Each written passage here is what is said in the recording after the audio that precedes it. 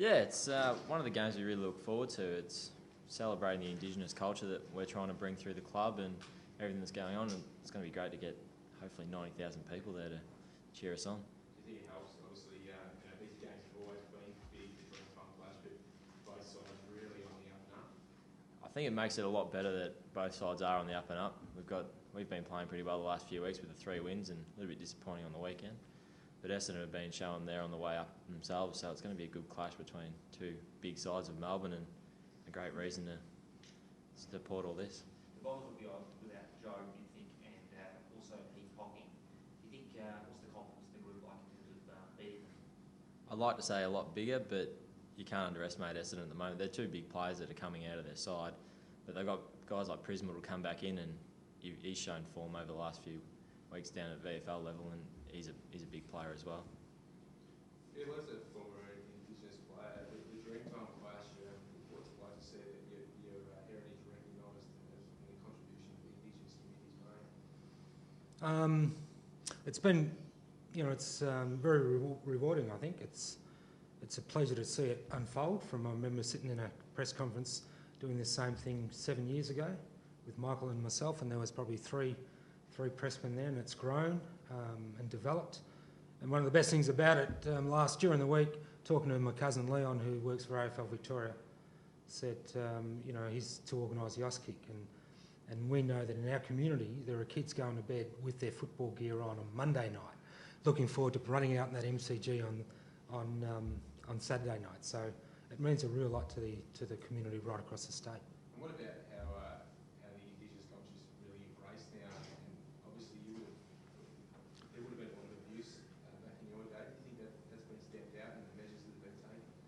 Oh, look, what's happened, in the mid-90s with Michael and Nicky's stance has been absolutely fantastic, and it's no coincidence. You take away the barriers such as racism to any culture, then the numbers and the access to that group of people is going to grow. We had 5 or 8 Aboriginal players running around when I was playing in all sides, and now I think we represent 10% or 11% of the numbers across the board. So it's no coincidence, it's not rocket science. You take away such a brutal thing as racism out of the game, and minority groups such as ours will flourish. Daniel Pearce at Port Adelaide's gone back and played for Stanford recently. He says that racism still goes on in Stanford. Do you think it's isolated now? No, unfortunately, look, at the top level, the AFL's done wonderful, great things in employment and stamping out racism, but it doesn't filter through quick enough. It'll be probably another 5 years before we can see these incidences which you're talking of. They're not isolated. And I'd sort of liken it to the number of AFL players. We've got, 10% of Aboriginal players, 10% of the list players now are Indigenous. But in the feeding ground of the under-18 TAC competition, I think it's still the TAC, or the under-18 feeder competition, it's probably 1 or 2%. It should be the other way around, or it should be double. The feeder competition should have double the number of Aboriginal kids running around to give us what the numbers that we got.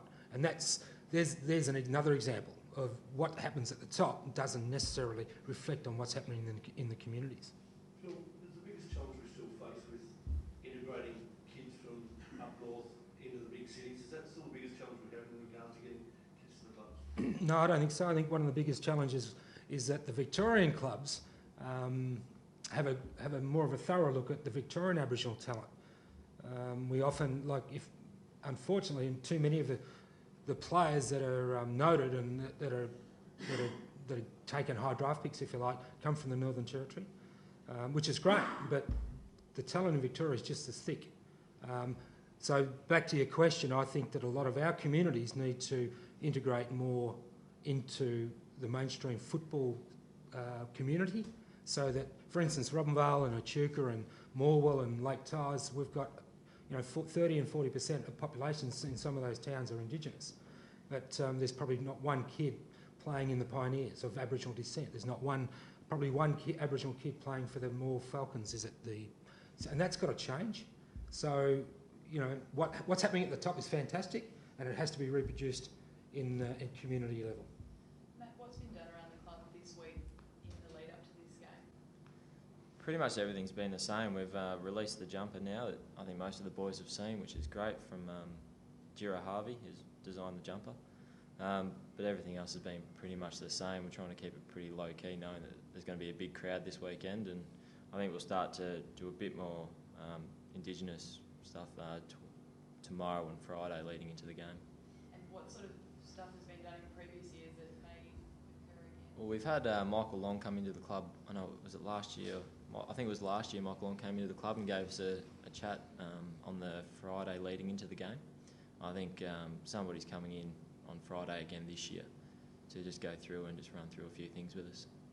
What's Damien said to the group about last week's lapse? It was a bit uncharacteristic in good form over the last month or so. Yeah, it was just that first quarter.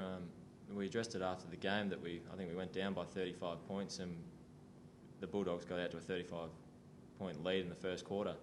So I was just addressing everything that we go from the very first bounce and not playing catch-up footy for 3 quarters after that.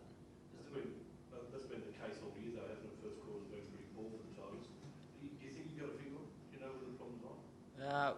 We're trying to put the finger on it. It's a work in progress at the moment. We've shown glimpses against Brisbane and Fremantle. In both games we actually were fairly close at quarter time and were able to get over the line there. But I think it's just a mindset thing that we're really addressing at the moment and taking to this weekend. Do you think you played the G better? I like playing at the G better. It's definitely our home ground.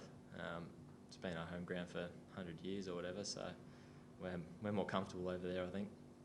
I guess in the space of a month, you've gone from an expectation where supporters perhaps hoped you'd be competitive to now supporters hoping you'd win. Or does the group think of that? Has that added extra pressure?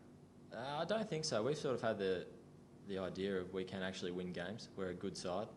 We've got our structures in place that we stick to, and if we stick to our structures on game day, we will get the result we're after.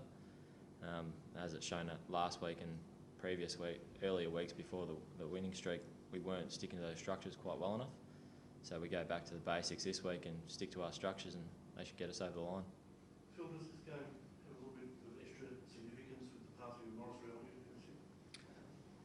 I think so, and that's been recognised too by the Long Walk Foundation.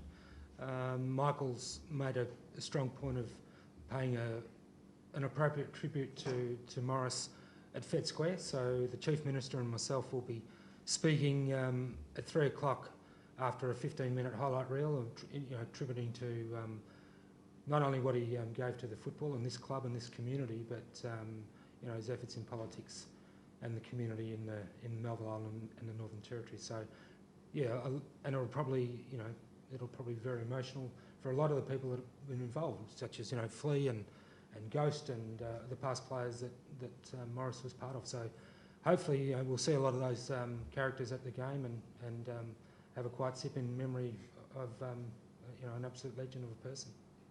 Obviously, we said that if jumper for this week, Phil, given that it's such an iconic jumper, to see that Aboriginal art there on that sash, does that give you a lot of pride that they're recognising you in such a manner? It's really taken my breath away when I saw it in the press last night on the internet, and then to actually see it today. It's over the past few years we've had the logo on the side, but to change the strip, the iconic strip, as Brendan Gale would put it, to have such significance demonstrates to me as a black fella the commitment that this club has to Aboriginal culture and what we're trying to do and achieve. And it's not about the number of players we have at any given time. As you can see, the institute's taken place, and the players have been educated in terms of Aboriginal culture and what it means to us today and the future. But to see that strip like that, it's almost it sort of gets a lump in the throat, really. So it demonstrates fully the commitment of this football club as to what it's saying it's going to do. Matt, are you having any thoughts? I mean, you think you can run with them, the top 8? There's nothing that says that we can't, but it's not in the front of our minds at the moment. We're, of course, if we get there, we're going to be stoked and we're going to have a red hot crack at it.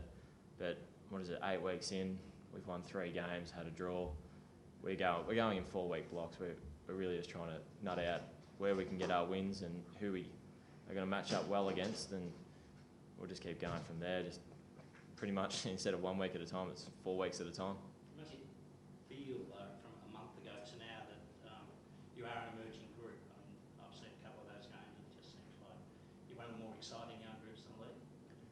guys feel that from within as well?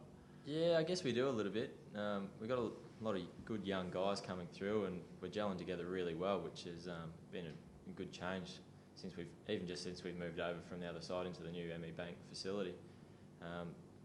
The group is coming together a lot better, and we've got a new lease on life in there, and everything's working pretty well for us at the moment. Just in terms of injuries, Matt, is there any issues this week on that front conversion from last weekend's game past? I think he had a cork buttocks, so he'll be fine. And I think Shane Edwards had surgery Tuesday night or Monday night on his cheek, so he'll miss a couple of weeks with that. But other than that, I think we're all good.